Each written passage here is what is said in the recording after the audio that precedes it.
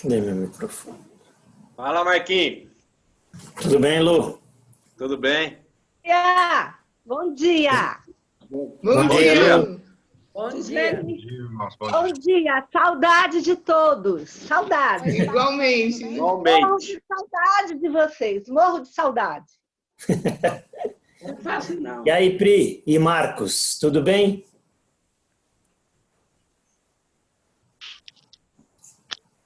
Oi, Pri. Pri, liga o seu microfone, Pri.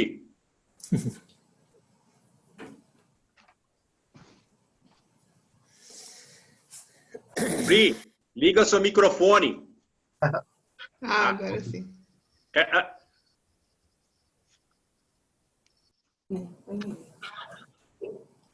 Tá comendo. E aí, Miguel?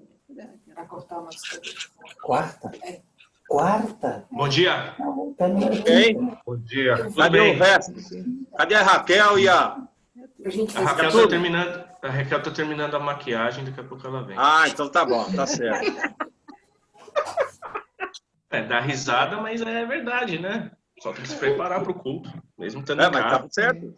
Tá É a certo. é a oportunidade, né? Aham. Josué, bom dia. Irmãos, vamos começar? Watson, olha o bebê. É o Watson. Ah, É bebê lá. muito visto, São Bel, bom dia.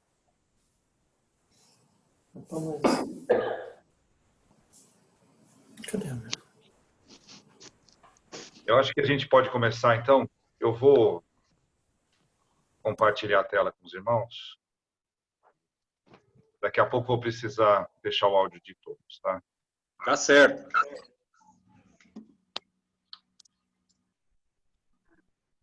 Vocês só me falem se a tela vai estar visível aí.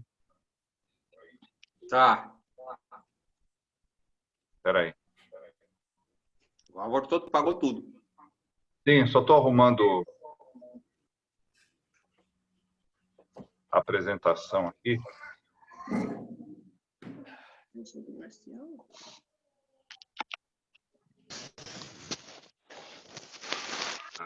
Espera aí, eu perdi um pouco.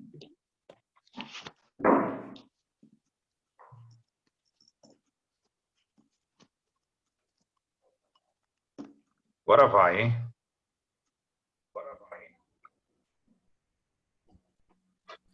Bom, a nossa lição hoje, irmãos, eu vou...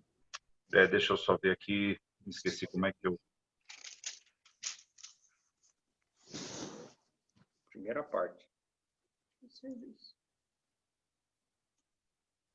A ideia é termos esse relato de Caim e Abel em duas lições, tá? Eu estou seguindo o conselho da Sandra Gaio, e a própria Suzana já tinha me falado também, que às vezes as aulas ficam muito extensas, né? E realmente o material de Caim e Abel é um tanto quanto extenso. Gostaria de tratar introdutoriamente hoje com os irmãos e terminar esse relato no domingo que vem, tá? Só estou me enrolando aqui com controle. Meu irmão, eu só quero pedir permissão. Como eu estou no hospital, às vezes pode ser que o médico possa passar, ou a enfermeira, então eu vou desligar a câmera, tudo, para não ficar atrapalhando a aula, tá bem? Mas só para explicar, tá bem? Se vocês Mas Deus eu não abençoe aguentar, você. é por conta disso, viu? Tá bom, Paulo. Sim, imagina. E no final nós vamos nos lembrar de orar, né? Pela irmã, Aham. sem dúvida. Eu vou então mutar aqui, tá?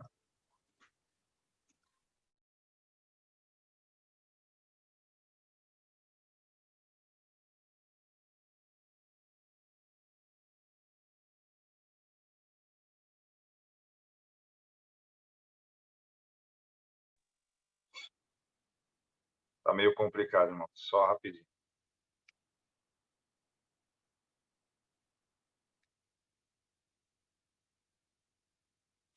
Agora tá certo. Bom, então, como eu tinha falado, essa é uma lição E se o som estiver baixo, se estiver ruim de entender, ou alguma figura muito desfocada, os irmãos me avisem, por gentileza, tá? Eu vou tentar fazer por onde melhorar aqui, tá? Bom, esse estudo eu dei na congregação, uns meses atrás, e acabou ficando meio extenso mesmo, tá? É uma série de estudos que o reverendo Wilson está fazendo de quarta-feira, que é pregando a Cristo a partir de Gênesis. Então, quando chegou em Gênesis 4, eu dei um estudo lá, e foi o capítulo inteiro. Só que eu vi que ficou longo, então gostaria de fazer com mais calma, tentando, né, com mais calma, fazer em 2 partes com os irmãos, tá? Esse estudo. Obviamente eu vou precisar puxar alguns conceitos que estão conectados com o relato, que na verdade dão um pano de fundo para o relato, estão em Gênesis 3, tá? E aí então nós prosseguiremos em Gênesis 4, tá? Ok. Então o texto, se os irmãos quiserem acompanhar na Bíblia, fiquem à vontade, tá? Mas eu vou ler vamos ler com todos juntos. Quer dizer, eu vou ler, os irmãos acompanham. Coabitou o homem com Eva, sua mulher. Esta concebeu e deu à luz a Caim. Então disse: adquiri um varão com o auxílio do Senhor. Depois deu à luz a Abel, seu irmão. Abel foi pastor de ovelhas e Caim, lavrador. Aconteceu que no fim de uns tempos trouxe Caim do fruto da terra uma oferta ao Senhor. Abel, por sua vez, trouxe das primícias de seu rebanho e da gordura deste. Agradou-se o Senhor de Abel e de sua oferta, ao passo que de Caim e de sua oferta não se agradou. Irou-se, pois, sobremaneira Caim, e descaiu-lhe o semblante. Então lhe disse o Senhor: por que andas irado, e por que descaiu o teu semblante? Se procederes bem, não é certo que serás aceito? Se todavia procederes mal, eis que o pecado jaz à porta. O seu desejo será contra ti, mas a ti cumpre dominá-lo. Vamos orar. Pai, nós te agradecemos por este dia, nós te damos graças pela tua palavra, te agradecemos porque o Senhor nos sustentou nesta manhã e tem sustentado todos aqueles que hoje estão voltados para a tua adoração. Mesmo nossa irmã Paula no hospital, o Senhor a tem sustentado e nós rogamos pela vida e saúde dela. Nós rogamos, Senhor, que o Santo Espírito nos conduza em entendimento nesta manhã, que o Senhor fale aos nossos corações, que o Senhor nos revele mais uma porção do teu conhecimento, da tua vontade, da história do nosso povo, para que possamos nos encher a cada dia mais da tua palavra. E rogamos, Senhor, descobre também os nossos pecados ocultos à medida que nos aproximamos de ti. Essa é a nossa oração. Em nome de Jesus, amém. Eu vou apresentar para os irmãos um breve sumário, tá? Dessa lição. Então, eu vou precisar, no primeiro momento, falar sobre um pano de fundo em Gênesis. Primeiro, Gênesis 3:15, o proto-evangelho, que aqui é o já riu, porque já sabe que não tem jeito, eu preciso falar desse texto. Gênesis 3:21, nudez descoberta, e Gênesis 3:24, o exílio do primeiro casal. Irmãos, a necessidade de termos um conhecimento amarrado, conectado, é essencial. Ela é patente, eu diria, porque muitas vezes lemos a Bíblia de forma compartimentada, de forma segregada. E aí o nosso conhecimento teológico acaba ficando segregado, compartimentado. Isso não é bom, porque quando nos deparamos com situações na realidade, dificuldades, escolhas, esse tipo de conhecimento trincado, segregado, ele vai se revelar. E nós precisamos de um conhecimento cada vez mais amarrado, conectado de toda a Bíblia, né? De forma a buscarmos o Senhor mais profundamente, né? Não estou dizendo que um conhecimento compartimentado nos leve necessariamente para a perdição eterna. não é isso. Mas na progressão da santificação, da aproximação com Deus, na assemelhação, por assim dizer, como vimos no domingo passado, do nosso Senhor, quanto mais o venerarmos, né, nos assemelharmos a Ele, o nosso conhecimento deve ficar mais amarrado. Eu estou falando isso, me delongando, porque não é simplesmente um cumprimento de script, de falar, vamos ver o que falava Gênesis 3, então a gente vai para o 4. Isso já é muito importante. Mas os conceitos são fluidos, os conceitos, eles percorrem toda a Escritura. Eu ainda abro mais um parênteses para ressaltar aos irmãos, eu comentei isso talvez no curso de História do Antigo Testamento que tivemos, os primeiros 3 capítulos da Bíblia são os capítulos onde todas as sementes da revelação foram lançadas, todas elas. E o que vemos a partir do capítulo 3, a partir do 4, é o florescer da revelação. Então pense em sementes e que vão se tornar em árvores, tá? Essa é a alegoria que usa o teólogo Gerhardus Voss, né, em sua teologia bíblica, Antigo e Novo Testamentos. A ideia é que toda a revelação que temos está encapsulada nos 3 primeiros capítulos de Gênesis. Tá?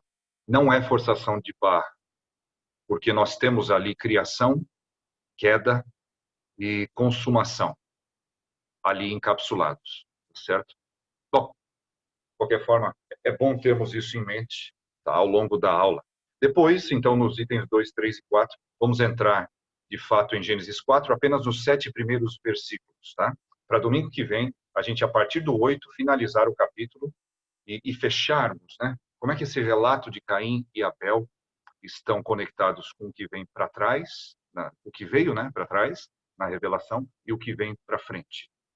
Obviamente, irmãos, vamos citar textos de Gênesis a Apocalipse, mais uma vez.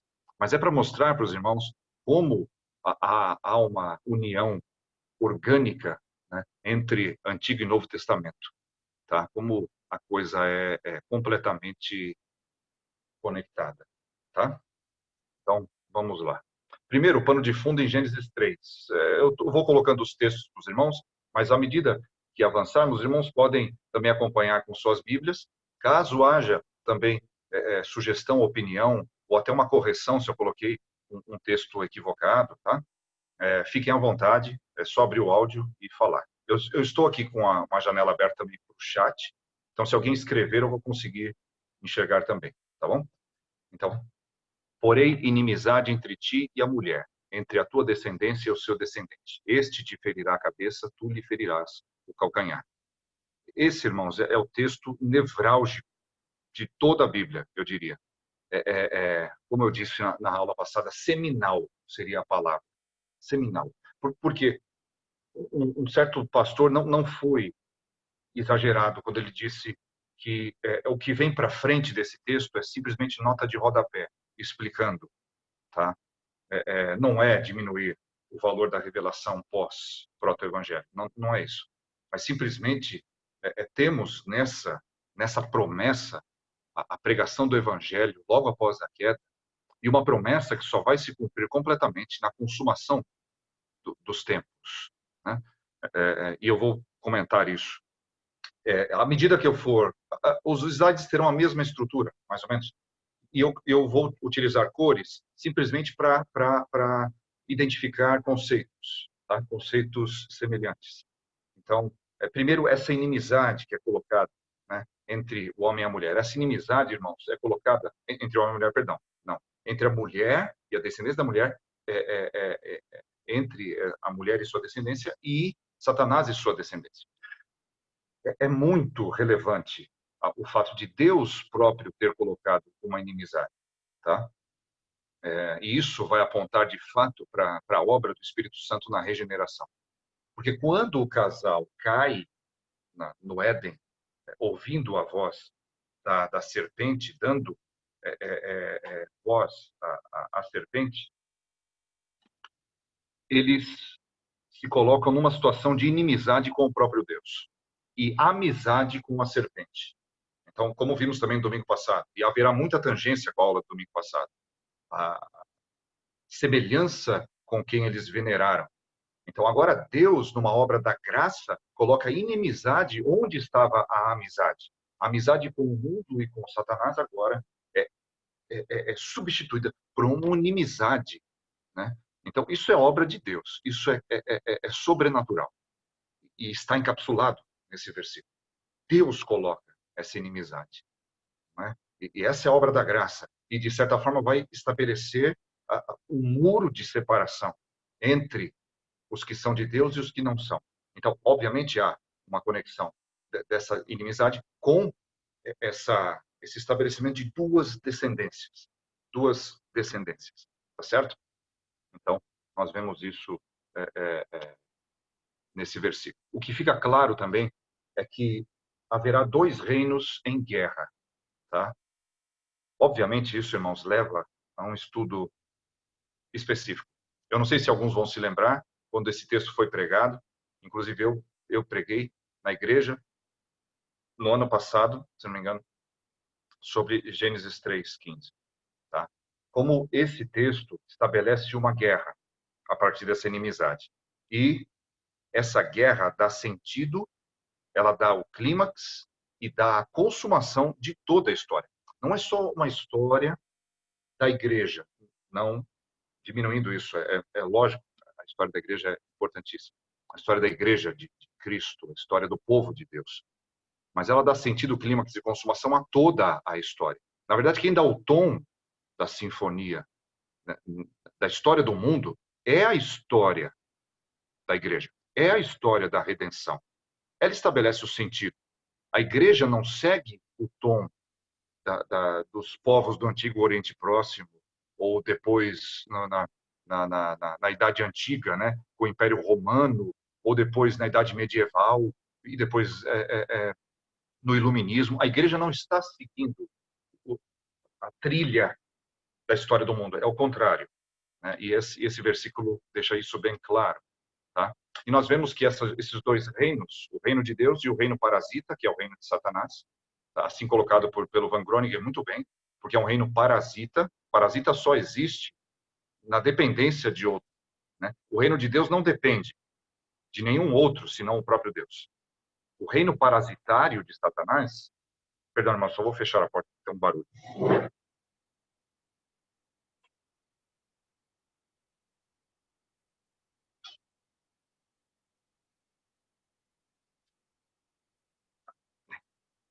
Então, esses dois reinos são estabelecidos e é muito...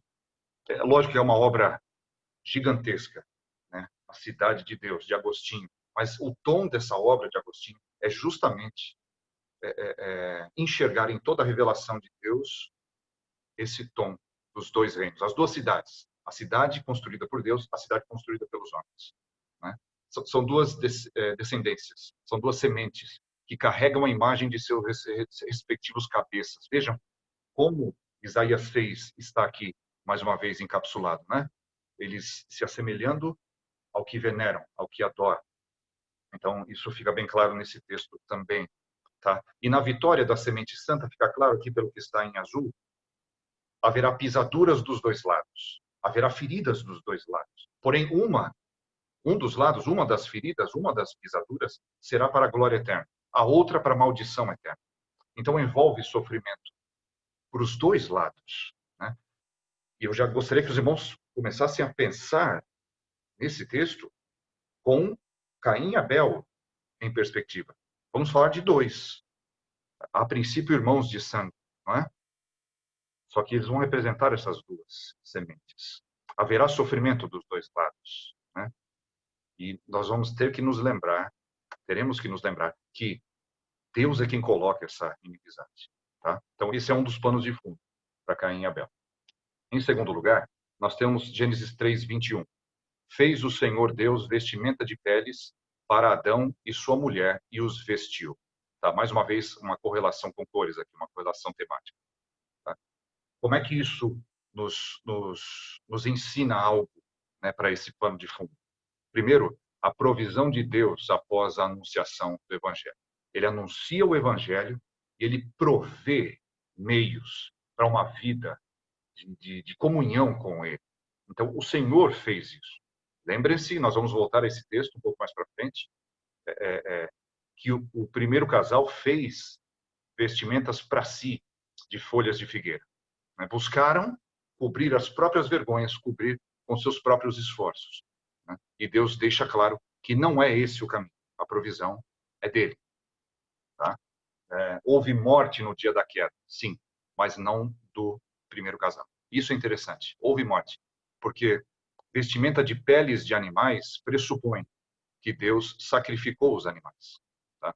Não é forçação de barra. Alguns podem pensar, talvez. Onde ele pegou as peles? Ele criou do nada? É possível, talvez também. Mas ele não poderia ter feito uma vestimenta. Porque ele que fez também com material vegetal? Poderia, né? Ele é Deus, ele é poderoso. Mas escolheu fazer vestimentas de peles de animais. O que envolve o sacrifício. Sem dúvida, isso é relevante. Não é? E o Senhor, então, os veste com isso. O Senhor é quem faz isso, né? Através da morte de animais. Isso já fica em perspectiva, não é? Trata-se de um sinal e um selo sacramentais da promessa. Os comentaristas enxergam muito bem isso. Depois da pregação do Evangelho, Deus estabelece um sacramento. E o sacramento é Ele quem estabelece. Né? É um selo, é um sinal do que eles agora estão vestindo, do que agora eles estão refletindo. Entendeu? Não é a vestimenta que eles fizeram. O homem não vai refletir o que ele próprio consegue fazer com seus esforços. Não é? Então, é isso que mostra, irmãos, os sacramentos ao longo da história da redenção. Os sacramentos não vão existir apenas no Novo Testamento, que nós temos hoje, né, como batismo e Santa Ceia. Os sacramentos permearam a história da redenção. Sempre houve sacramentos, como sinais e selos da promessa do Evangelho, da graça. Tá? Deus faz isso. São sinais visíveis. Não foi simbólico. Não foi... Isso aqui, irmãos, não é um mito. Isso aqui não é uma parábola em que Deus... É uma história contada por algum autor ou um grupo de autores, porque muitos nem acreditam que Moisés tenha escrito Gênesis, né? Equivocadamente, na minha opinião. Mas isso não se trata disso, mas algo visível, real, na história, no tempo, no espaço, algo aconteceu, né? Como sinal e selo. O sacramento, ao longo da história da redenção, sempre é algo real, palpável, visível. E é por isso que temos também, é importante fazermos, e aí que eu reitero, irmãos, a importância de fazermos a realização da Santa Ceia presencialmente. Tá? Isso é só um parênteses, porque muitas pessoas estão achando que é necessário fazer, estão tratando simplesmente como um tradicionalismo, um sacramentalismo, e fazendo virtualmente. O Senhor está nos privando atualmente da Santa Ceia, mas não quer dizer que vamos dar o nosso jeito para fazer isso. Precisa ser visível, não virtualmente, mas isso ainda trará muitas preocupações no futuro, quando formos celebrar a ceia, né? Mas isso é um outro assunto, né? Como faremos para não nos contaminarmos ou corrermos riscos, eu sei, né? Mas, bom, isso é um parênteses, é um parênteses. Se trata, esse versículo aponta para isso, tá? Eles então carregam a imagem de quem morreu por eles. Eu vou ler esses textos aqui, eu vou colocar projetado para os irmãos, tá? Para vermos justamente essas correlações. Colossenses 3:10, 1 Coríntios 15, 49 e 53. Tá? A ideia de que o sacramento traz essa verdade de que carregamos a imagem de quem nos redime. Tá? Não carregamos a imagem de nossos próprios esforços, não são folhas de figueiras, mas são as peles de animais que o Senhor sacrificou em nosso lugar. Tá? É óbvio que isso é completamente messiânico em essência. Né?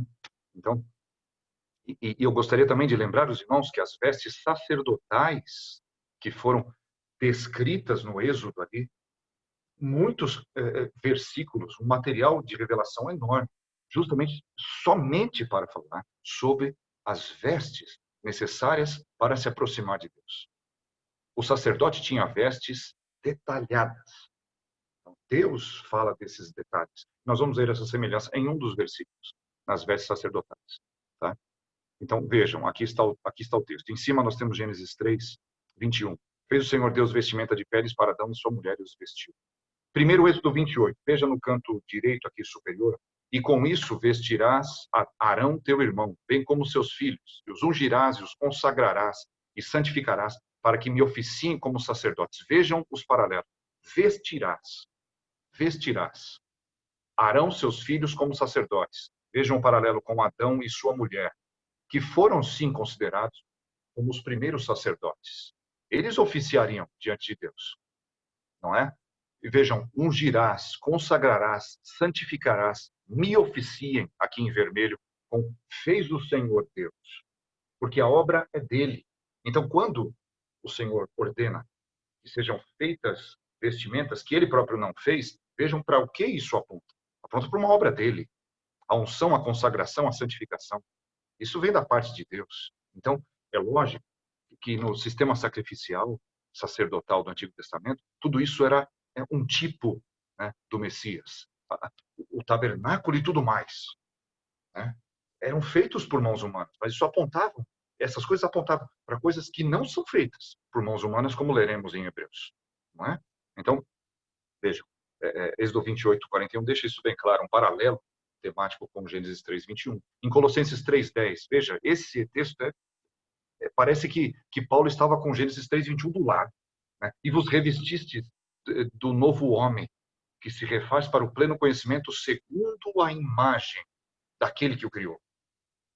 Deus é quem cria a nova imagem em Jesus Cristo, a nova humanidade, o novo homem está em verde aí, porque somos todos sacerdotes diante de Deus em Cristo Jesus. E o revestimento, né, de Cristo, lembre-se quantos textos falam no Novo Testamento sobre se revestir de Cristo, vestir-se dele, vestir sua armadura, vestir o próprio Cristo. Isso está revelado, essa verdade está revelada, tipificada em Gênesis 3, 21. E agora à esquerda, 1 aos Coríntios 15, vejam lá.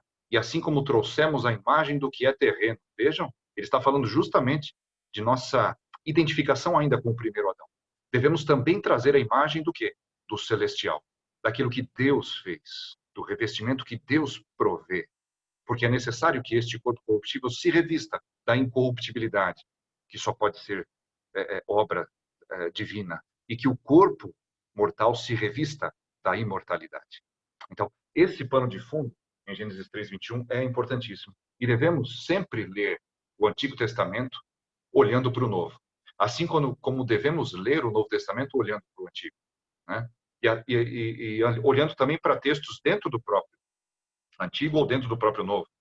Porque não é somente o Novo Testamento que cita o Antigo Testamento. O Antigo Testamento cita o Antigo Testamento também. Então, o que eu gostaria de incentivar dos irmãos é uma das verdades que veio à tona com a Reforma Protestante. Não inventou isso. Não inventou isso. Analogia da fé. Analogia da fé é você interpretar Bíblia com Bíblia. Interpretar Escritura com Escritura. Não é? Documentos externos, documentos arqueológicos do Antigo Oriente Próximo, estudos culturais e de tradições de povos ajudam. Essas coisas ajudam, porque também são obra de Deus, são graça de Deus. Mas a autoridade para a interpretação, somente a Escritura. Isso nós aprendemos no primeiro capítulo da Confissão de Fé de Westminster. Ela é a autoridade final. Então, nada melhor do que a própria Escritura para interpretar a Escritura. E não se trata aqui, irmãos, de, eu vi um versículo que parece com isso, então deve ter a ver. Calma, né? Calma. Não é para você sair fazendo ligações sem segundo pensamento, sem segunda reflexão. A ideia é que você enxergue a conversação temática, a comunicação que existe entre os textos, nos temas, nos contextos. Tá? Então, é importante lermos a Bíblia dessa forma. Quando você pensa com a analogia da fé, pensa biblicamente, isso é pensar biblicamente. Com a analogia da fé. Quando você lê a Escritura, você volta para textos que você lia anteriormente. Como é que tantas vezes eu li esse texto e não enxerguei isso? Não é? E você começa, então, a amarrar conhecimentos que já existem, por conta de anos de igreja, que você vai acumulando conhecimento de textos, de temas teológicos, mas a amarração é essencial, né? Então, isso é muito importante. Tudo bem? Bom, depois, Gênesis 3, 24, o exílio. Expulso o homem, colocou querubins ao oriente do jardim do Éden e o refugiu de uma espada que se revolvia para guardar o caminho da árvore da vida. Então, o primeiro casal foi expulso, né? Quando aqui expulso o homem, esse termo carrega consigo expulsa a humanidade, né, do jardim do Éden. Ele colocou querubins ao oriente do jardim do Éden e o refugiu de uma espada, né, para guardar o caminho da árvore da vida. Nós temos pelo menos 4 conceitos aqui, tá, que eu gostaria de refletir com os irmãos. Então, o exílio do primeiro casal, tá, a impureza cerimonial é a causa principal. Para permanecer no santo monte de Deus. Monte? Mas onde que o Éden é monte? É aí que vamos ler em Ezequiel 28, na descrição do jardim do Éden, claramente o profeta coloca lá que se tratava de um monte santo de Deus. O tabernáculo estava lá. O santuário estava lá. Só, mas não havia nem construção, Moisés nem havia nascido. De fato. Mas a ideia de um local de encontro do homem com Deus está no jardim do Éden. É o primeiro templo. É o primeiro tabernáculo. Antes da queda, esse conceito já está lá, na realidade. Né? Antes da queda. Então, o que temos, irmãos, na revelação posterior à queda, é uma redenção de algo que já existia. Deus, na sua vontade imutável, perfeita, soberana, decretiva, ele decidiu que teria comunhão com o homem. E ele vai ter. Ele leva adiante. Ele faz isso. Então, ainda que Adão tenha pecado, como um pastor muito bem disse, Gênesis 3 não tem o foco na queda. Muitas vezes, lembrando, Gênesis 3 é a queda. Sim, ali está o conceito da corrupção radical, né? Ou, como falamos, é o primeiro ponto do calvinismo. Caramba, alguém me lembra? É que eu estou com corrupção radical na cabeça, mas depravação total. Depravação total. Está em Gênesis 3. Mas você vê muito mais versículos, muito mais versículos falando sobre a graça de Deus.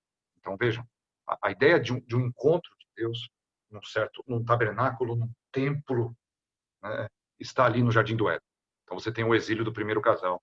Nesse Monte Santo, eles estão impuros, cerimonialmente, são expulsos. Tá? E essa orientação, ou direção oriental, para Moisés e Arão, fica muito clara quando eles têm que entrar no tabernáculo. Então, expulso o homem, e foram colocados querubins ao oriente do Jardim do Éden. Essa direção, tá? Ela vai aparecer em vários outros textos da Escritura, tá? Como indicando o caminho para retorno. Quando você se aproxima orientalmente, se é que eu posso falar assim, em direção a Deus, essa é a ideia, né? Você está se dirigindo de volta à comunhão com Deus, ao encontro com Ele. Isso vai aparecer no tabernáculo. Nós vamos ler todos esses textos, tá? Eu vou colocar projetado. Mas vai aparecer também isso na próxima aula. Essa direção oriental também vai aparecer para afastamento, tá? Para afastamento. Isso vai aparecer no exílio de Caim. Nós vamos ler lá depois, no domingo que vem, tá? E assim como em outros textos, tá certo? Depois a gente vai voltar nisso. Então essa direção também é importante. O querubim é recapitulado na entrada no Santo dos Santos. Mas não só do Santo dos Santos, vamos ver nos textos também. O querubim, guardando o caminho da árvore da vida, que simboliza a comunhão com Deus, ele vai aparecer não só no véu do Santo dos Santos, nós vamos ver, ele vai aparecer no véu do próprio tabernáculo. Para você entrar no santo lugar, que é antes do Santo dos Santos, você já tem os querubins aparecendo. No véu, para entrar no Santo dos Santos, você tem querubins também.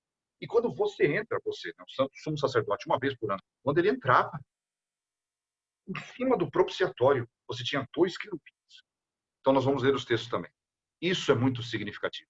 Né? Isso é muito significativo.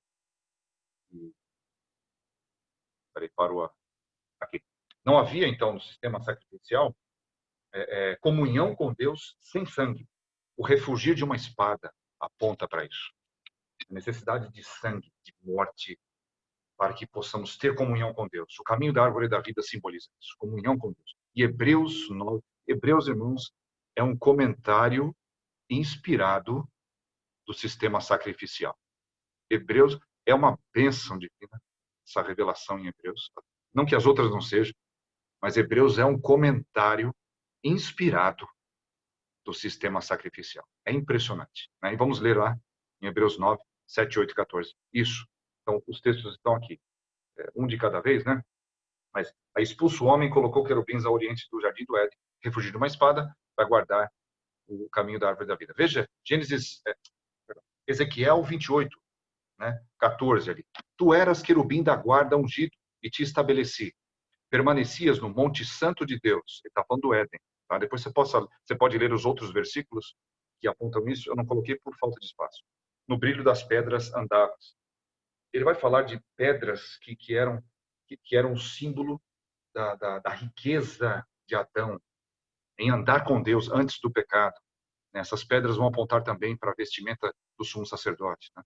Na multiplicação do teu comércio se encheu o teu interior de violência e pecaste. Pelo que te lançarei profanado fora do monte de Deus. Esse é o exílio. Então aqui Ezequiel 28, 16 está citando Gênesis 3, 24. Tá? Te farei perecer, ó querubim da guarda, em meio ao brilho das pedras. Bom, como eu falei, tem muita gente que interpreta isso aqui como uma descrição de Satanás. Tá? Unicamente por causa desses dois versículos. Porque a descrição é totalmente adâmica pré-lapsariana, ou seja, de Adão antes da queda, antes do pecado. Tá?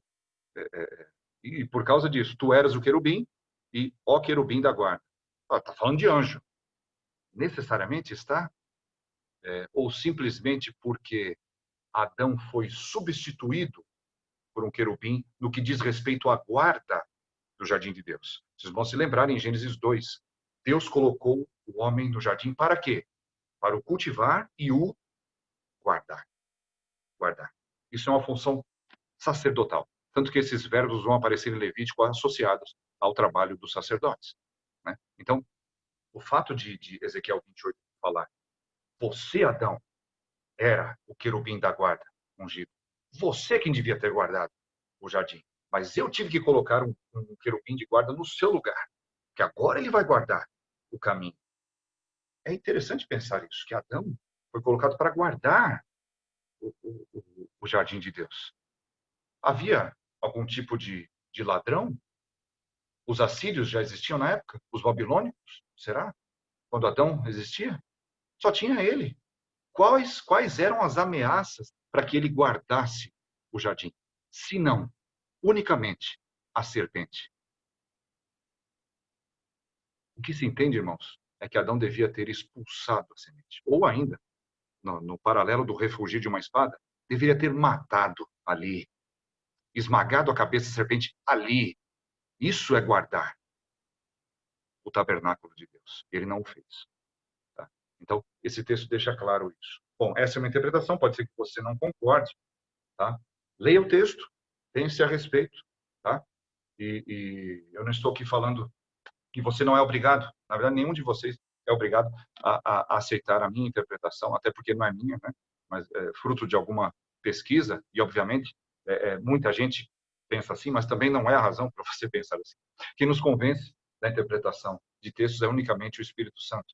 Né? E eu falo isso para os irmãos diante de convencimento, que eu creio ter sido de Deus. Tá? Então, eu falo isso porque tem muita controvérsia nesse texto. Mas os irmãos, é interessante os irmãos lerem por si próprios, tá? Pesquisarem por si próprios. Números 3, 38 fala, os que se acamparão diante do tabernáculo ao oriente serão unicamente Moisés e Arão. Né? Aos cargos e ritos do santuário, o jardim do Éden, agora representado pelo tabernáculo, né? Para cumprirem seus deveres prescritos em prol dos filhos de Israel. O estranho que se aproximar, o quê? Morrerá. Vejam o refúgio de uma espada ali. Não se aproxime estranho. Né? Vejam como esse texto fala claramente disso. Né?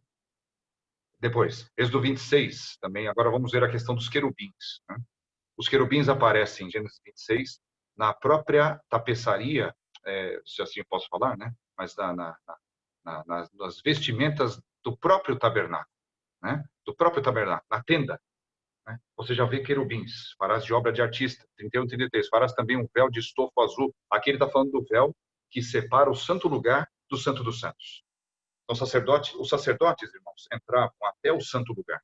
Somente o sumo sacerdote passava para o santo dos santos. Mas você tinha querubins já na tenda externa, você tinha querubins no véu, que se rasgou no dia que Jesus Cristo morreu, foi crucificado, né? E também, em Gênesis 25, você vai ver 2 querubins de ouro, vão aparecer aqui do lado direito, que vocês estão vendo, os querubins que ficam por cima do propiciatório. Agora, vejam, os querubins, eu sublinhei aqui, ó, cobrindo com as suas asas o propiciatório. O que isso vai trabalhar na mente de um israelita que tem a revelação de Gênesis em mãos, né? O querubim que guarda o caminho da árvore da vida. Porque para ter comunhão com Deus, somente através do propiciatório. Eles cobrem com suas asas o propiciatório. Estão olhando para o propiciatório, né? Simbolizando a obra de Deus de onisciência. Ele está olhando o que você está fazendo, mas também estão protegendo o caminho, não é? E por fim, a interpretação em Hebreus 9. Ora, depois de tudo isso assim preparado, continuamente entram no primeiro tabernáculo os sacerdotes, para realizar os serviços sagrados. Mas no segundo, o sumo sacerdote, ele sozinho. Ele fala primeiro tabernáculo, irmãos, falando, se referindo ao santo lugar.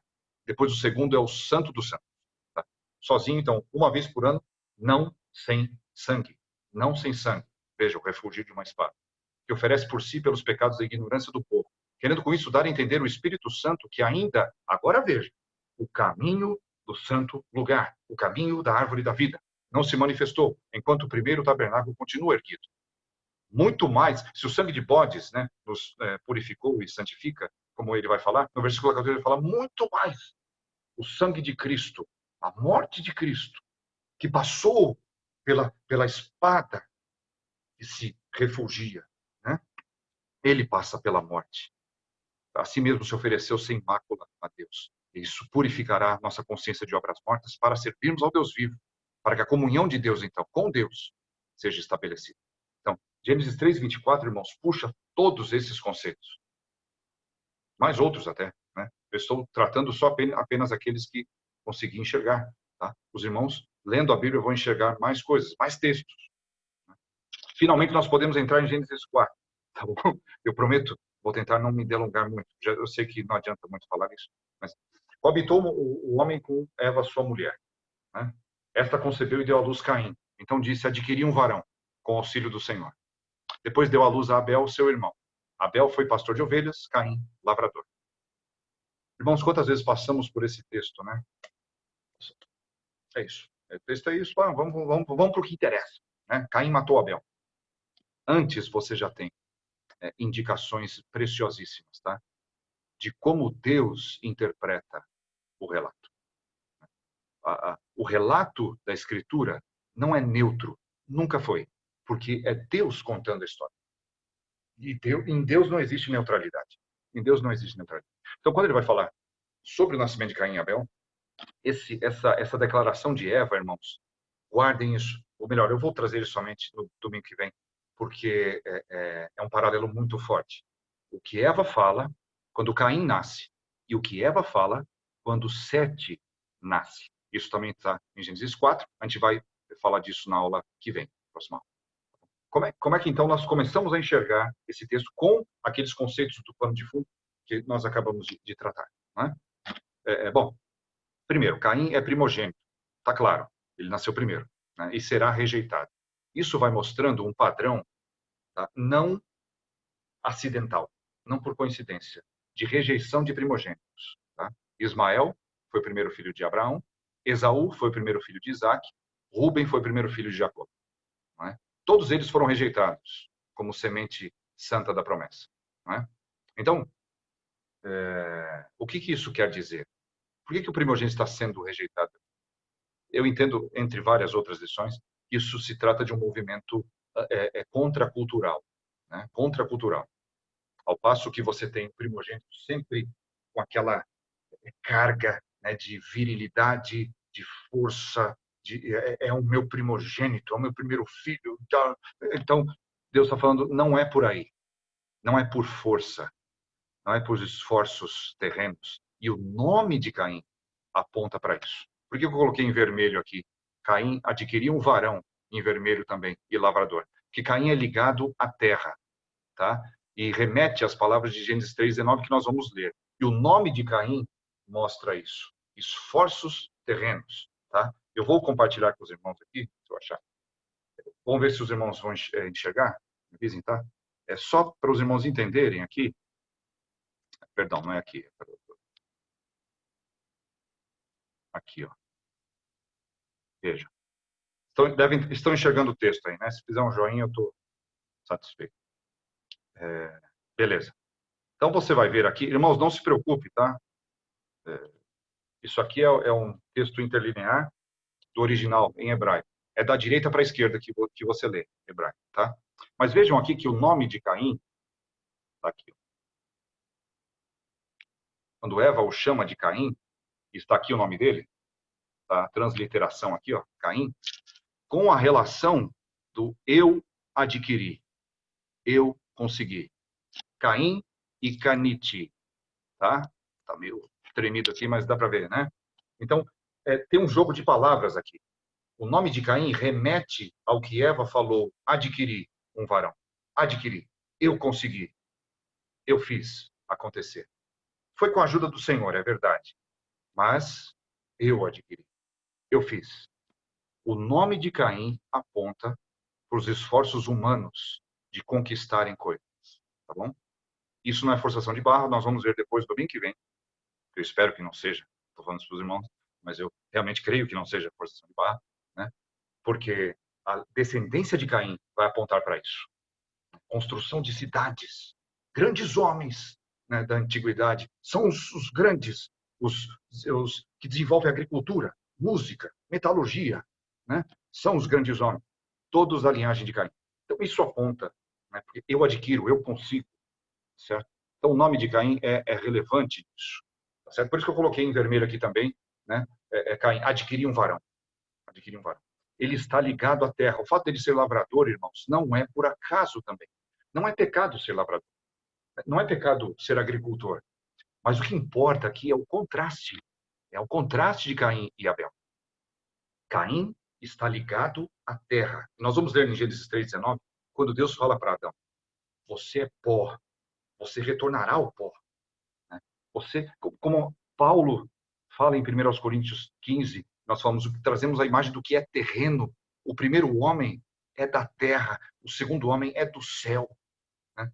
Vejam, Caim está nessa... Ele é o precursor, diria assim, após a queda, do secularismo, do humanismo abominável diante de Deus, de você supervalorizar o que o homem faz, o que ele é capaz de fazer, né? Se vislumbrar com isso. O texto já começa a mostrar Caim dessa forma. Né? E o nome de Abel, então? Vapor, sopro. Como é que ele vai prefigurar o Messias? Fraqueza. Abel é fraqueza. Caim é força. E nós vamos ler nesses textos aqui, de Isaías e Apocalipse, como o Messias estabelece o paradoxo de força-fraqueza. E como ele se revela. Né? Então, Abel já prefigura dessa forma. E aí, Eva? Esse é o meu filho primogênito. Esse é Caim. Adquiri um varão. Depois Abel. Esse aí é Abel. Esse é o irmão dele. Talvez alguns comparem, né? Primeiro filho, você filma, tira foto. Esse é o meu filhão. É o primeiro filho. Tá? Quando vem o segundo, esse aí é o outro. Eu tive. Nasceu aí. Imagine o terceiro. Imagine o quarto filho. Né? Nós somos em 4 lá. A gente falava, que eu me lembro para Bebel, você nem estava nos planos. Né? Você nasceu por acidente. Então, vejam. Isso só revela. Não está falando que necessariamente isso seja o tom aqui, embora esteja envolvido, né?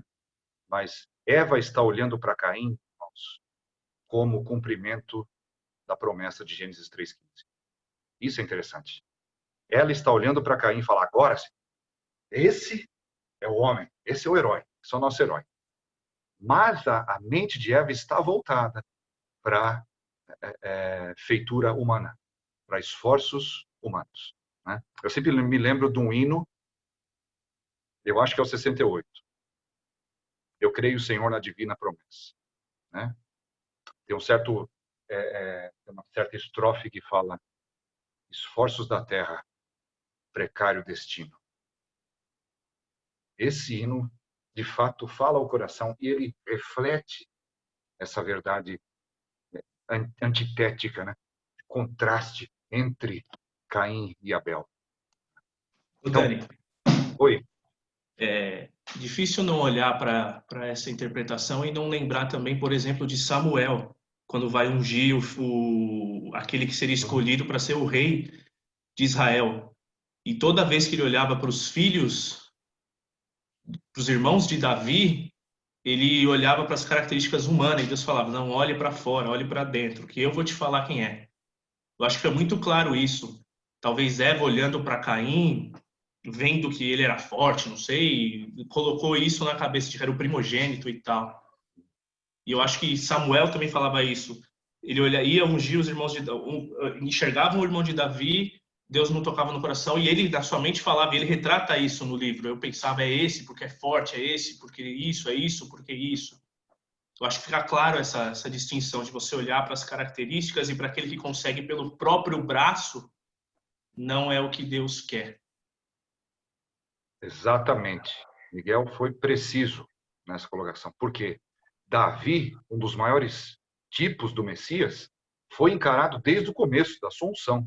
Irmãos, bom, isso vai aparecer também na guerra com Golias, né? Saul está vendo, pô, esse fracote vai lutar. O que dá mais medo nesse texto que o Miguel citou. Porque Eva, você pode até pensar, Eva, ela era uma perdida, ela não estava enxergando nada. Pelo contrário, eu vou no domingo que vem mostrar para os irmãos que Eva fez uma confissão de fé verdadeira, de alguém regenerado. Tá? Nesse momento ela está ainda deixando de enxergar o que deve enxergar. Mas quando você vê Samuel estava sendo traído pelos olhos carnais. Quem sou eu? Quem sou eu? Eu falo, não, eu enxergo além. Sou filho da promessa, eu vou enxergar de fato. A coisa mais difícil é enxergar como Deus enxerga. O coração, como ele diz para Samuel. O homem vê o externo, mas Deus vê o coração. Perfeitamente. Esse texto, como eu falei para os irmãos, vários textos vêm à mente. E essa ideia, né, que vários venham à mente à medida que nós passamos por esses conceitos. Não é? Então, a irmandade de Abel é interessante isso aqui. No texto, depois você pode ver, ele é ressaltado como irmão de Caim por 7 vezes em Gênesis 4. É muita coisa. Para mostrar, provavelmente, a hediondez do crime. O fratricídio. Acho que é assim que se fala. A Priscilinha me corrige depois. Né? Mas o fratricídio, ou seja, o homicídio do irmão de sangue. Algo hediondo, horrível. Isso é ressaltado no texto. Abel, seu irmão. Abel, seu irmão. Abel, seu irmão. Isso mostra várias vezes. Né? Mas também vai mostrar que o laço único entre esses dois homens é sanguíneo. Eles não têm laço espiritual. A única coisa que os liga é o sangue, é o mesmo ventre. Né? Mas eles vão tipificar as sementes completamente separadas espiritualmente. E não só separadas, mas em guerra. Mas em guerra. O que é mais de se tremer ainda. E isso nós vamos refletir no domingo que vem. Caim, como João vai falar, era do maligno. Isso é claro. Caim era do maligno e assassinou seu irmão. Caim não veio de outra família. Caim não veio de fora do pacto da graça.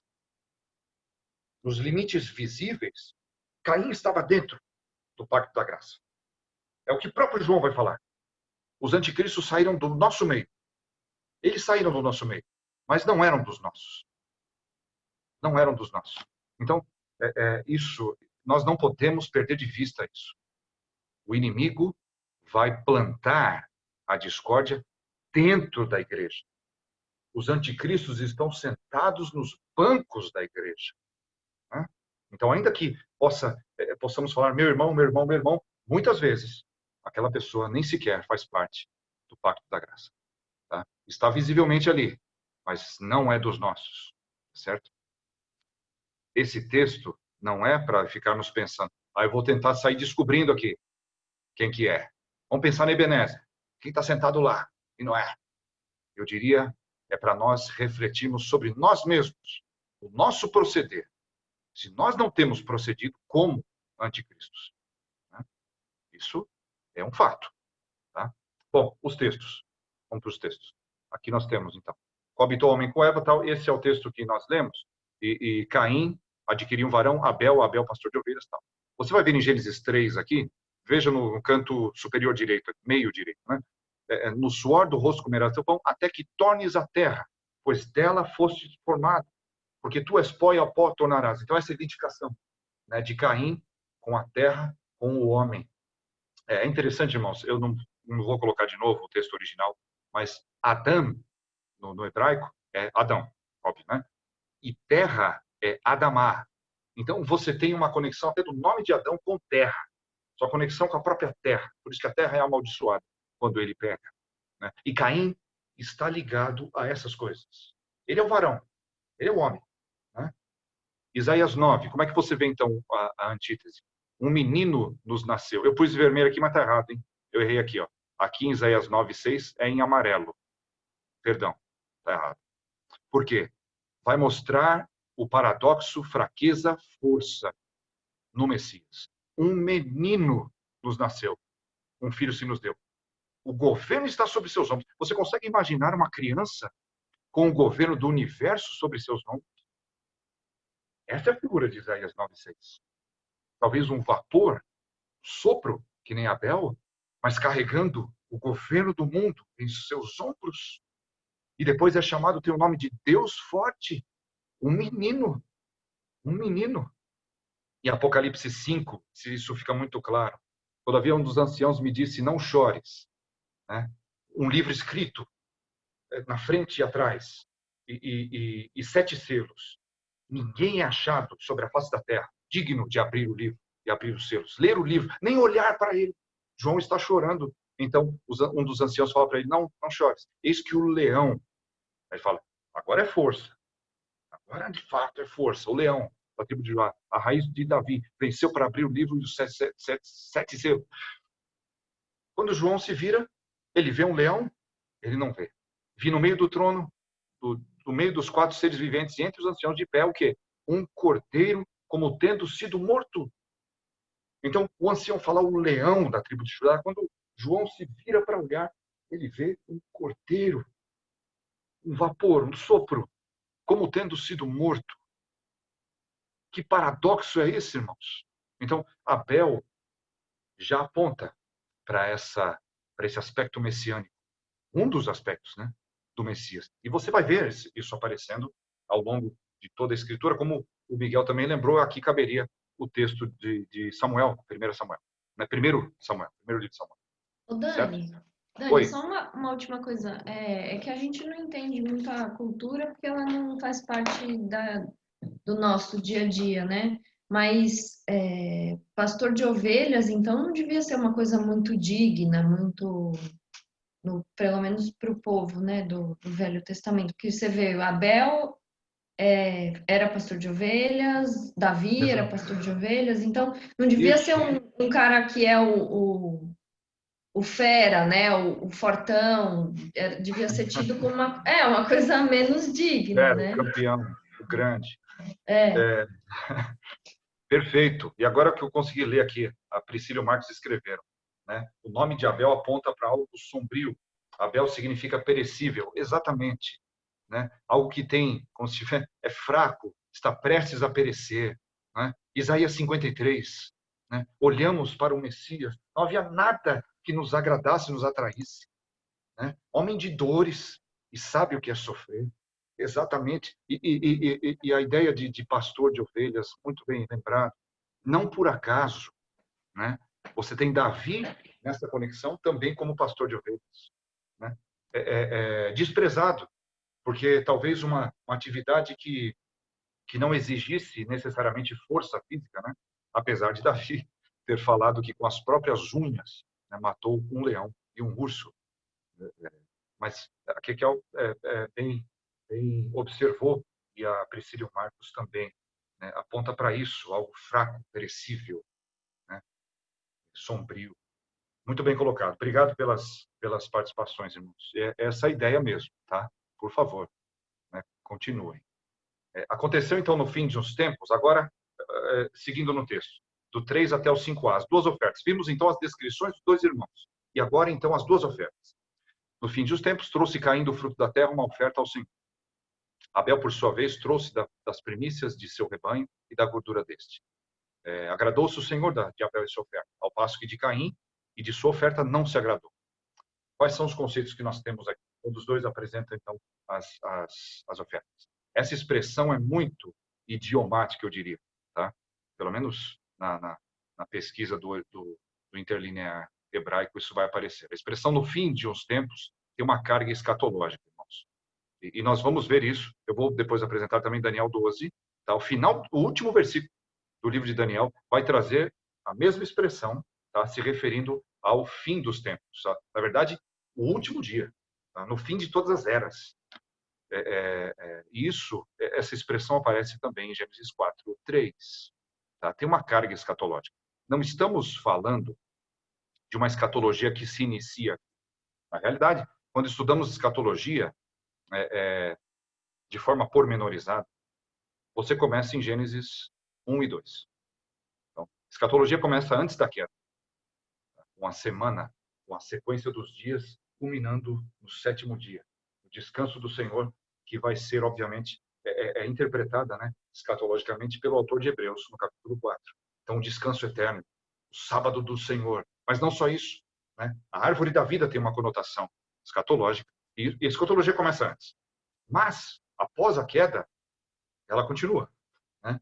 O sentido da história permanece. O telos, né? O tom da história, ela aponta para algo e ela se volta para aquele algo. Né? Então, você tem isso aqui nesse texto. No fim de os tempos, no fim de um ciclo, obviamente, o cumprimento local talvez no fim de uma semana, talvez eles oferecessem sacrifícios nos sábados, é possível, não sei. Né? Nós não temos material para descrever isso, mas sabemos que havia um ciclo de vida e ao fim de cada ciclo havia a apresentação ao Senhor de si mesmo e de ofertas. Né? E quantas vezes Caim ofereceu antes de ser rejeitado? Não sei. Não sei. Quantas vezes esse ciclo se repetiu? Não sabemos. E não vem ao caso. O que importa é que Caim, de fato, foi rejeitado pelo Senhor nesse momento, nesse instante. Tá? E aponta escatologicamente para o fim das eras. Quando Deus, de fato, mostrará quem são os seus aprovados, quem são os seus reprovados. Tá? O texto deixa bem claro isso. Tipifica o juízo final. Nós vamos ler aqui em Mateus 25. Quando há uma separação entre ovelhas e cabritos, né? Um para um lado, um para o outro. Tá certo? Isso fica bem claro nesse texto. Ele já aponta para isso. Tá? A oferta de Caim reflete, então, o que ele é e pensa. Esforços da terra. Né? Obviamente, irmãos, nós temos aqui, no caso da oferta de Caim, não há qualquer menção às primícias da terra, aos primeiros frutos, ao melhor que ele tinha. Tá? Isso está envolvido também. Mas também mostra que ele vai, a sua oferta reflete quem ele é. Quem ele é, de fato, o que ele pensa, o que ele deseja. Tá? E nós vamos concluir, obviamente, pela desaprovação do Senhor, que não resulta de fé. A oferta de Caim não resulta de fé. Que fé? Como é que você vai falar de fé dos dois primeiros irmãos? Eles já tinham o evangelho. Adão e Eva tinham o evangelho. A promessa da graça foi dada. E Adão e Eva, eu não tenho dúvidas, irmãos, que Adão e Eva comunicaram o evangelho da graça aos filhos. Porque senão Abel não teria fé. Pela pregação do evangelho dos pais, a Abel, é que ele então é regenerado pelo Espírito Santo e oferece algo aprovável por Deus, né? Então, Caim tinha conhecimento, isso vai estar pressuposto também depois no diálogo de Deus com Caim. Mas, ainda assim, ele apresenta algo que resulta dos seus próprios esforços. Não que Abel não tenha esforços, não estou falando isso, irmãos, mas a oferta de Abel resulta de fé na promessa, no evangelho da graça. Nós vamos ver alguns detalhes aqui que são intrigantes, né? Que aparecem muito antes do sistema sacrificial. O detalhe da primícia do rebanho. Primogênito do rebanho ele traz. A gordura. A gordura. Esses textos são, essas expressões, esses conceitos vão aparecer no sistema sacrificial. Mais para frente, né? Depois do Êxodo. Mas Abel já tem conhecimento. Como isso é possível? Ou ainda, ele entende que não apresentaria um animal vivo para Deus, mas um animal morto, né? Como é que a fé dele apontava para isso? Nós vamos ver também em Hebreus 11:4. Como é que o autor vai interpretar, né, essas duas ofertas, tá certo? Então nós temos aqui o texto de Gênesis 4 em cima, e nós temos primeiro, né, para falar desse fim dos tempos, você vê em Mateus 25 à esquerda aqui. Quando vier o Filho do Homem na sua majestade, todos os anjos com ele, ou seja, do fim dos tempos. Então se sentará no trono de sua glória, e todas as nações serão reunidas em sua presença. Ele separará uns dos outros, como o pastor separa dos cabritos as ovelhas. Porás as ovelhas à sua direita, os cabritos à sua esquerda. Então vejam, Caim sendo reprovado, sendo colocado de lado, né, por Deus, está reprovado. E Abel, como ovelha do Senhor, né, simbolizando então a semente santa de Deus, que há de ser vindicada, eu diria, né, no sangue de Cristo, no último dia. Tá? No último dia. Então, existe uma carga escatológica nesse começo aqui.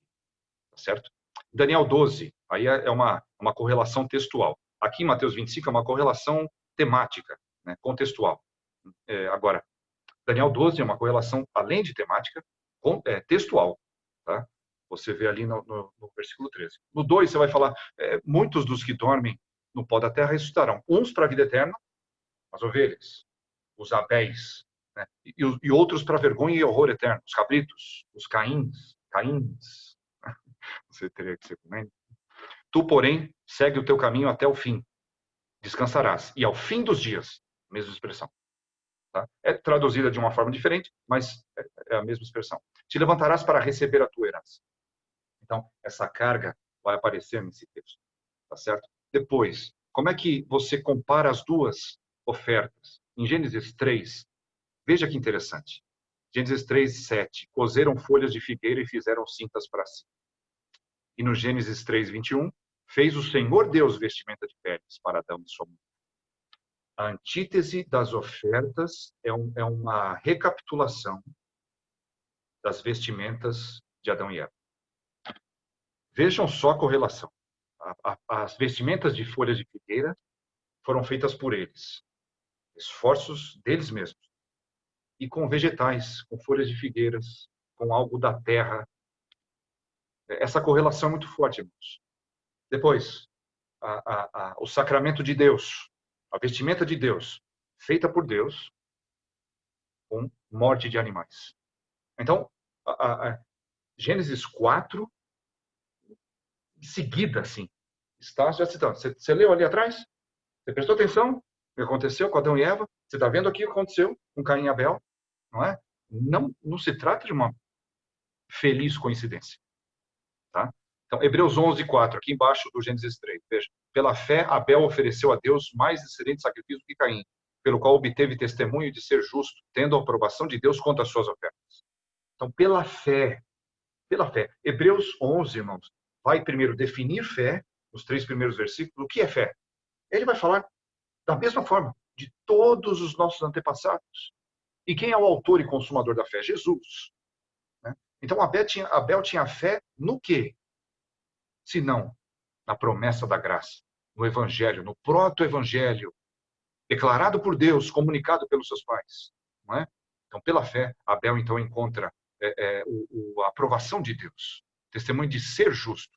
A oferta de Abel está intrinsecamente relacionada, ligada ao próprio Abel. Quando Deus vai falar, ele aprovou Abel e sua oferta. Se agradou de Abel e de sua oferta. É junto. E de Caim não se agradou, e de sua oferta, junto, de novo. Desaprovação, junto. Irmãos, é impossível você se dirigir para a igreja e oferecer algo que seja agradável a Deus se você tem uma vida desagradável. Se você se dirigiu para aquele lugar com a intenção pecaminosa, sem fé, é impossível agradar a Deus. Impossível. Então, isso é um alerta para todos nós. E do lado direito nós temos aqui os detalhes intrigantes, né? Levítico 4:26 tem toda a gordura da oferta será queimada sobre o altar para fazer expiação pelo pecado. O sacerdote vai fazer isso. E o pecado será perdoado. A gordura que envolve a riqueza da oferta, né? O que é melhor, onde há mais, onde tem abundância de alegria. Infelizmente nós não podemos comer muita gordura, né? Mas quem não fica feliz? Pense na carne.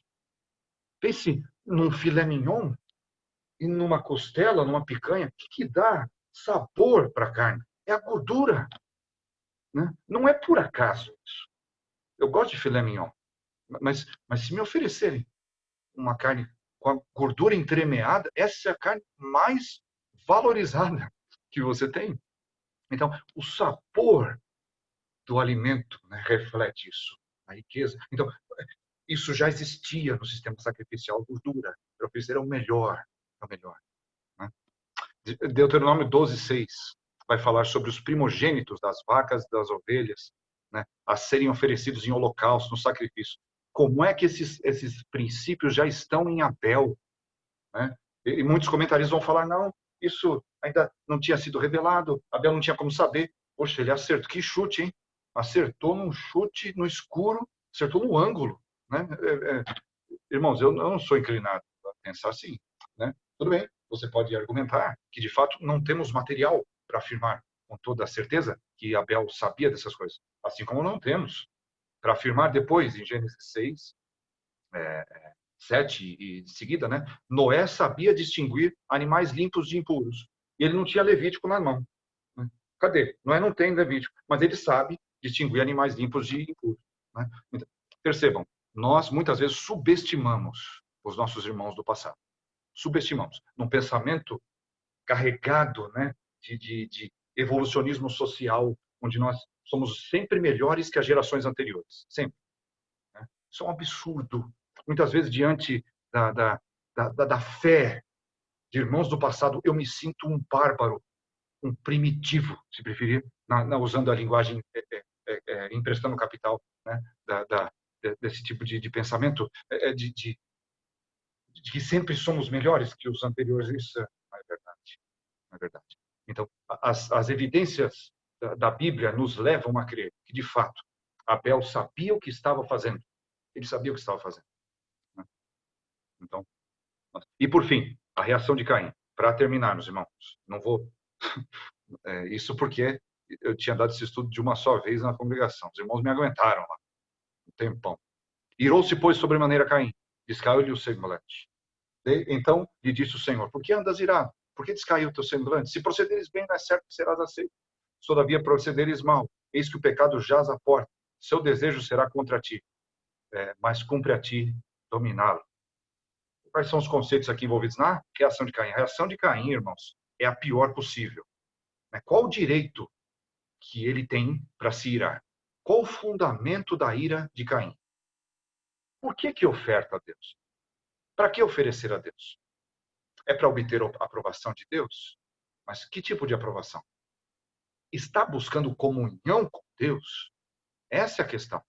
E essa reação de Caim, irmãos, nós podemos tentar taxar e vamos naturalmente rotular, né, como reações de pessoas não regeneradas, não nascidas de novo. Tá? Não tenho dúvidas que Caim não nasceu de novo. O Novo Testamento vai falar que ele era do diabo. Então, não posso, nem devo falar que ele, em algum momento, se converteu, depois perdeu a salvação. Não, Caim nunca nasceu de novo. Agora, será que esse tipo de reação de ira contra Deus, quando eu não sei como ele percebeu, irmãos, que a dele não foi aceita. Há uma discussão sobre isso também, e documentos, textos rabínicos não inspirados, né, apócrifos, ensinam que fogo tinha descido do céu, consumiu o sacrifício de Abel, mas não o de Caim. Isso não tem a menor importância para a gente, né? Isso não passa de mera conjectura. O fato é que ele não foi aceito, ele e sua oferta, né? A questão, se fosse fogo, seria só oferta. Como é que ele sabia de fato que ele não tinha sido aprovado, né? E ele se ira. Então, há uma relação, como eu falei, isso não acontece apenas nos não regenerados. O velho homem dentro de nós vai por muitas vezes se revoltar. Jonas, irmãos, eu não tenho dúvida que Jonas era um servo de Deus. Eu não tenho dúvidas disso. Que Jonas era um profeta do Senhor, de fato, né? Mas que pecou gravemente no episódio dos ninivitas, sem dúvida. Mas nós vamos ler lá em Jonas 4:1 como a reação de Jonas é praticamente idêntica à de Caim. Diante de uma decisão de Deus, e envolvia também o quê? A aceitação. Aceitação. Né?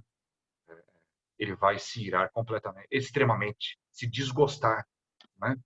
Então, isso não é restrito, exclusivo de não regenerados. Tá? A longanimidade de Deus se revela a Caim. Vejam, Deus ainda, diante dessa... não é o fim de uns tempos, mas não é o fim dos tempos.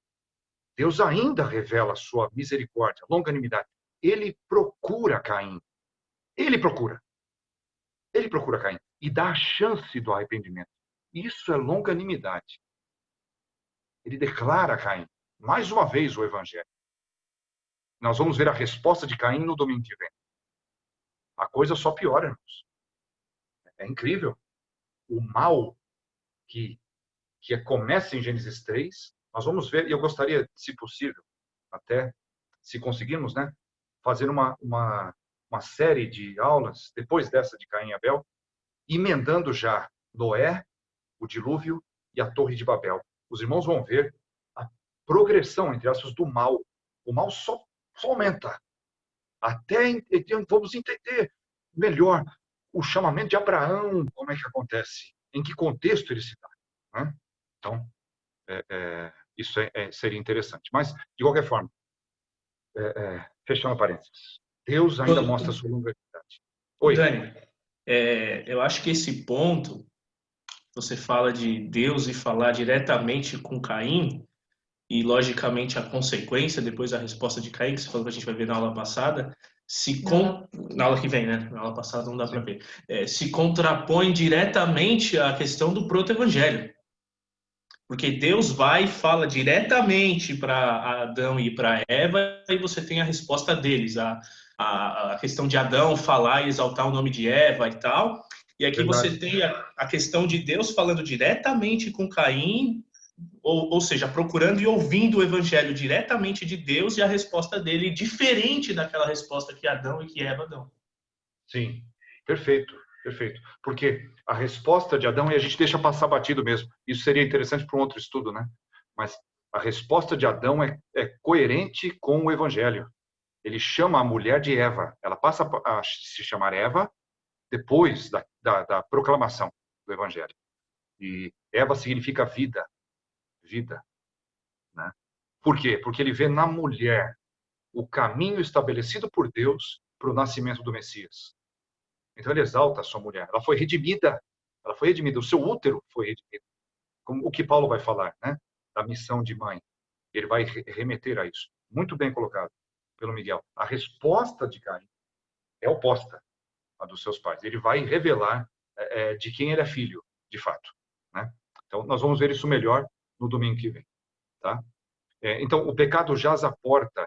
E nós vamos ler o texto de Pedro, porque a linguagem de Pedro é muito parecida com um animal, né, um leão que está andando em derredor, pronto para devorar os crentes, né, sendo o próprio diabo. Recapitula Gênesis 3:16, numa luta contra instintos. Nós vamos ver, quando Deus fala com a mulher, a linguagem é semelhante, irmãos. É um paralelo. Quando ele fala com a mulher, o desejo do teu marido, o teu desejo será para o teu marido, e ele te governará, ele te dominará. A correlação, a ideia da correlação aqui da frase com Caim e a frase com Eva é justamente a luta contra instintos. Eu vou colocar o texto aqui para nós meditarmos a respeito. E, além disso, a condenação envolve Deus entregando o pecador ao seu próprio pecado. Isaías 6, na veia. Né? Você pensa, o pecado jaz à porta. Então, quando você não se arrepende, você é entregue ao próprio pecado. O próprio pecado está ali, te aguardando. A entrega de Deus, a retração da graça, ele tira um pouquinho a mão, você vai avidamente, ou, se você quiser pensar, o seu pecado vem avidamente e te agarra e te devora. Essa é a ideia. Tá? Então, e é o que vai acontecer com Caim. E veremos com detalhes no domingo que vem. O texto aqui, então, os textos, né, que nós temos veja Jonas, com isso, depois de Deus ter efetuado a salvação dos ninivitas, ele não queria, ele sentiu inveja, ele se desgostou da salvação de quem ele se considerava inferior. Será que Caim não se sentia superior a Abel? O forte? O campeão? O fortão? O fera? Né? Comparado com o vapor, o sopro, o perecível. Agora ele vê alguém que ele considera muito menor sendo aprovado por Deus. Né? Jonas é o retrato desse tipo de sentimento. Como Agostinho falou, Jonas é a personificação do Israel reprovado. Falou muito bem. Ele está personificando, né? Ele está representando a nação rejeitada. Porém, o próprio Jonas, né, encontrou a misericórdia de Deus. Não estou falando que Jonas necessariamente era do maligno, tá? Sem dúvidas, ele registra seus próprios erros, né, no seu livro. Então, Jonas, depois, versículo 2. E orou ao Senhor e disse, sabia que és Deus clemente, ele sabe, misericordioso, tardio em irar-se, grande benignidade, te arrependes do mal. E disse o Senhor para Jonas, é razoável essa tua ira? Vejam, o que ele falou para Caim. Por que andas irado? Por que descaiu o teu Senhor? Você tem razão para isso. São perguntas retóricas. São perguntas retóricas. Esses homens sabiam. A diferença que Jonas, né, de fato, era um filho de Deus. E isso é que nos atemoriza. Nós podemos incorrer em pecados abomináveis como esses. Isso é horrível. E devemos refletir nisso. Bom, Gênesis 3,16. Disse a mulher, teu desejo será para o teu marido, ele te governará. Não está falando aqui que a mulher é Caim, né? O pecado é o marido, e o marido quer... Não, cuidado com esses paralelos. A questão aqui não é fazer o paralelo nominal, né? Mas a luta que envolve o pecado. O instinto natural pecaminoso da mulher ainda é a insubmissão. É a não governabilidade do marido. Né? Então, o instinto da mulher é sempre questionar. Ele está errado, ele não sabe o que está falando. Né? Eu acho que todos os casados, né, sabem do que se trata isso. Eu estou falando apenas da mulher, mas é óbvio que nós temos o instinto pecaminoso do homem, na sua omissão em amar a mulher, né, devidamente. Isso é um assunto para uma outra aula. Mas a ideia é a luta contra esse instinto. É a luta contra esse instinto. Né? E Deus usa a mesma linguagem, né, com Caim e com Eva. É para, de fato, ele se lembrar. Porque o relato foi transmitido a ele. E o texto de 1 de Pedro, então, 5,8. Sede sóbrios e vigilantes. O diabo, vosso adversário, anda em derredor, como o leão que ruge procurando alguém para devorar. Ele vai utilizar o nosso próprio pecado, que jaz à porta, né, para sermos devorados.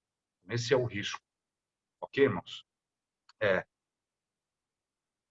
Não é o fim ainda, porque essa aula deve continuar, né, no domingo que vem. E aí nós faremos algumas maiores reflexões, talvez, tá? Mas eu vou encerrando hoje e lembrando dos irmãos do sumário que vimos, então, né? Pano de fundo em Gênesis 3, o proto-evangelho, a nudez descoberta. Essa questão do exílio vai ser melhor trazida no domingo que vem, tá? Como é que você vê isso no caso de Caim? Pois a descrição dos dois irmãos, as duas ofertas e a reação de Caim, a longanimidade de Deus e tudo mais. Amém? Deixa eu ver, teve uns textos aqui que eu não li, perdão, irmãos. Gênesis 4, 7. Priscila e Marcos escreveram de novo. mostra que Caim não tinha o tipo de fé que agradava a Deus. Deus o questiona, Caim não responde. E logo depois mata o irmão. Perfeito. Perfeito. É interessante também o que a Priscila e o Marcos escreveram aqui com relação à reação de Caim. Ele não responde primeiro.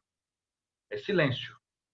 E às vezes a gente acha que o silêncio, né, de alguns pseudocrentes, né, é consentimento. Não é. Às vezes não é. E ele piora. Porque depois, é como eles falaram aqui, em seguida a pregação do evangelho, ele mata o irmão. Essa é a resposta de Caim. Primeira resposta, a primeira reação dele é a ira de não ser aceito. A segunda reação estoura no mal. A palavra de Deus é viva e eficaz.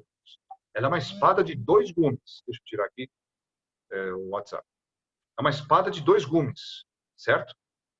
Ela deflagra tanto aquele que se submete à palavra, quanto embrutece aquele que não se submete. Edna e Dario Prats também escreveram. Romanos 3 descreve também a entrega ao pecado. Perfeito. Romanos 1, né, começa já falando disso, de que Deus os entregou. Perfeito. Eles lembraram aqui. A descrição de Romanos, que está conectada a Isaías 6, que vimos domingo passado, faz parte da condenação de Deus a entrega ao próprio pecado. É o aumento da semelhança com o ídolo. Não é? Então, essa entrega, e Caim é entregue aos próprios pecados. E Deus é louvado nisso. Não podemos nos esquecer. Deus não está sendo profanado quando alguém é condenado, é reprovado. Ele está cumprindo a sua justiça de forma perfeita e justa, né? E santa. Acabei falando 2 vezes justiça, mas de forma santa, de forma perfeita. Tá? Então, essa é justamente a ideia. Nós encerramos por hoje, irmãos, e eu acabei me delongando até um pouco mais, porque tinha mais tempo, né, para falar da primeira parte, mas, como sempre, nós temos um espaço. Os irmãos quiserem falar ou escrever, fiquem à vontade, tá? Perguntar, sugerir. Daniel, Oi. em Gênesis 4:7, o que Deus quer dizer quando ele fala para Caim que cabe a ele vencer o pecado? É uma boa pergunta, porque a leitura, eu não sei se essa se encaminharia por aí a dúvida da Sandra, mas envolve, poxa, mas se Caim não era regenerado, ele não tinha capacidade de dominar o pecado, né? E Deus está falando o que ele deve fazer. Nós vamos eventualmente incorrer em pensamentos, eu diria, trazendo aí história da interpretação, né? Pelagianos ou arminianos, né? Deus não vai exigir do homem o que ele não consegue fazer, tá? Só que nós sabemos pelo ensino geral das Escrituras que é impossível que alguém se dirija a Deus se o Espírito Santo não o trouxer, né? Então, mas Deus não deixa de declarar para Caim o que ele deve fazer. Então, não deixa de ser dever de Caim dominar os seus instintos e lutar contra eles, não é? Nós não podemos pensar de uma maneira fatalista, determinista, porque a realidade é mais complexa do que essa. Quando nós pensamos de forma pelagiana ou arminiana, tanto faz, que o homem precisa ser capaz de cumprir, senão Deus não vai exigir isso dele. Então, Deus não exige das pessoas não crentes que dominem seu pecado. Ele exige sim, porque esse é o dever de todo homem. Esse é o dever de todo homem. A realidade é mais complexa do que isso. Os homens pecam porque querem pecar. Eles pecam porque querem pecar. Eles não pecam porque são condenados de forma determinista, né, por Deus e vão pecar. Eles não têm escolha, né? A questão da escolha também tem que ser definida, né? A liberdade, essa é uma outra discussão, tá? Isso puxaria uma discussão mais longa, mas a ideia de liberdade, você precisa de conceitos bem definidos para usar, em termos de livre agência, livre arbítrio e tal, né? Mas a ideia ali é a chamada do dever de todo homem. Eu entendo assim, tá, Sandra? O que Deus está falando para Caim? O que você deve fazer, você sabe. Você sabe. O evangelho nunca vem sozinho. O evangelho não vem sozinho, né? Se viesse sozinho, o próprio Jesus não falaria para os seus apóstolos: vocês são meus amigos se fazeis o que vos mando. Vós sois meus amigos se fazeis o que vos mando. Então, aquele que tem os meus mandamentos e os guarda, esse é o que me ama. O evangelho traz consigo o cumprimento, né, das determinações divinas. Ou ainda Paulo falando: aqueles que não obedecem ao evangelho. Como é que eu obedeço ao evangelho? Como é que eu posso obedecer o evangelho, né, da graça, se ele é pela graça? Então, eu entendo, Sandra, que esse texto tem sim encapsulado esses conceitos, porque se são verdade hoje, a questão da salvação pela graça, são verdade desde a queda, né? Desde a queda. Então, eu entendo dessa forma. Eu não sei se era essa a ideia da pergunta, se eu fugi pela tangente. Pode falar, Sandra. É um momento de debate mesmo. Não, é que fala assim, Dani. é uma interpretação que pode ser errada, né? Cabe a ti vencê-lo. Então, eu vou achar sempre que pela minha obra eu vou chegar à salvação, chegar a agradar a Deus. Entendi. Daniel, Oi, por favor, Goba. eu creio que essa pergunta da Sandra ela é bastante oportuna, porque ela mostra que a posição do homem em relação à lei de Deus, né? Deus está mostrando a sua lei e ele está mostrando a responsabilidade do homem. Então, por isso fala que cumpre a ti cumpri-lo. Então, é o princípio da soberania de Deus e da responsabilidade do homem, né? Então, o homem tem, e isso vale tanto para o salvo quanto para o réprobo. O réprobo será julgado de acordo com a lei de Deus. Cabe a ele cumprir a lei de Deus? Sempre cabe a ele cumprir a lei de Deus.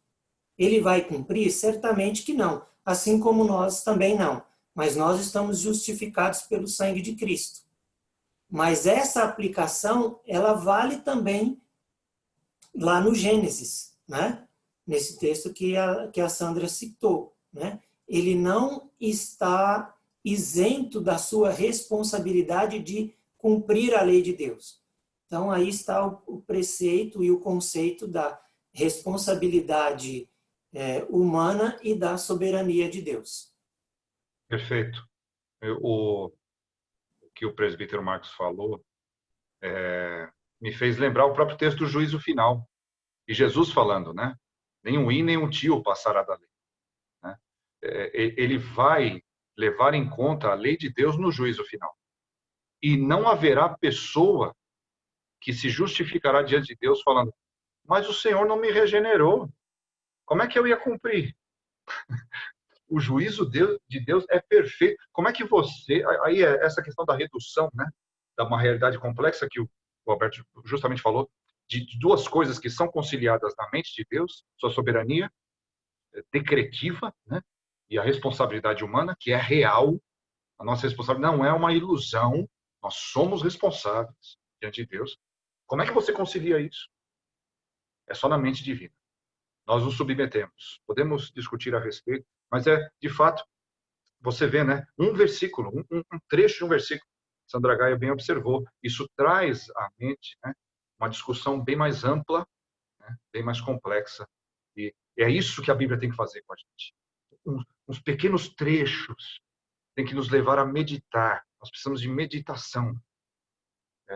É bom ler a Bíblia inteira, uma certa velocidade. É bom porque você vai agregando, né, o conhecimento dos textos e tal. Mas veja, um versículo pode te fazer travar por uma semana, um mês ou anos, né? Então, a meditação é muito importante. E a oração seguida, né, da leitura. Bom, a dona Maria Isabel colocou aqui no texto: quando estávamos em evangelismo no sertão, observamos que toda casa onde a família, onde na família a esposa sobressaía no comando da casa, essa estava em ruínas. Muitas vezes, em seus relatos, o esposo se fazia ausente e com o esclarecimento do papel do varão e o arrependimento e a omissão. Bom, é interessante ela notar isso, né? Obviamente, irmãos, o assunto também é complexo, no que diz respeito à economia do lar, né? e as funções marido-mulher que são reveladas ali em Gênesis, não é? E como isso é difícil após o pecado. E como nós somos criativos nos nossos pecados. Né? Somos muito criativos nos nossos pecados. Então, a coisa sempre é difícil. E é só perguntar para um pastor, nas sessões de aconselhamento, quantos casos diferentes de dificuldade entre casais ele já enfrentou. Ele vai escrever uns 10 volumes. Né? Então, é óbvio que isso é muito complicado, mas a dona Maria Isabel percebeu bem. É um mandato que não é negociável. Né? A governabilidade, a governança, eu diria assim, do homem sobre a mulher, não com opressão, obviamente, né? De forma alguma, não com um autoritarismo, né? Mas refletindo Cristo no seu amor à igreja, refletindo Cristo no seu lidar com a esposa amada, né? Da mesma forma a esposa. Né? Isso é coisa que vamos aprendendo até o fim da vida. Então, você pode achar que, porque tem 50, 60 anos de casado, você já descobriu tudo sobre relação matrimonial, você está enganado. Né? Nós vamos lutar contra esses instintos até o momento de morrermos. Mas, ao mesmo tempo, você tem muitos casos em que um dos cônjuges é crente e o outro não. Né? E Paulo vai tratar disso em suas epístolas. Certo? Ainda assim, você tem os mandatos. Os mandatos não mudam. Né? Mas, eventualmente, uma mulher que só ela é crente, ou o marido abandonou e só tem ela na casa, né? E com os filhos. Nós temos casos desses na nossa igreja. Né? Como é que você lida com isso? Os mandatos não mudam. Não é? Mas, ainda assim, a Escritura não nos deixa descobertos nessas questões. Não é? Não nos deixa descobertos nessas questões. A mulher, não que ela vá assumir a cabeça do lar, né? O lugar que Deus colocou para o marido, quando o marido não é crente. Pelo contrário, Paulo fala também da submissão. Né? Mas sempre em submissão última ao Senhor. Né? Sempre em submissão última ao Senhor. Do nosso lado, eu falo dos maridos, sempre vamos ter um instinto mais omisso. Né? Nós somos bananas por natureza. Essa é a verdade. Tá? Então, nós precisamos lutar contra esse instinto. Ou o instinto de autoritarismo, né? Para tentar compensar. Mas não tem jeito. Só existe a verdade bíblica para nos livrar, né? Dessas garras malignas do pecado. Mais alguém, irmãos? Com contribuições? Irmã Paula. Obrigado por poder participar. Deus abençoe com saúde e paz. Amém, irmã. Na verdade, nós agradecemos e somos gratos a Deus que a irmã pôde participar mesmo do hospital. Né? É bom poder ver os irmãos e nós vamos orar novamente aqui. Eu agradeço a palavra, tá? E nós aqui somos edificados em conjunto. Né? Irmãos, caso mais ninguém tenha alguma observação, nós vamos poder encerrar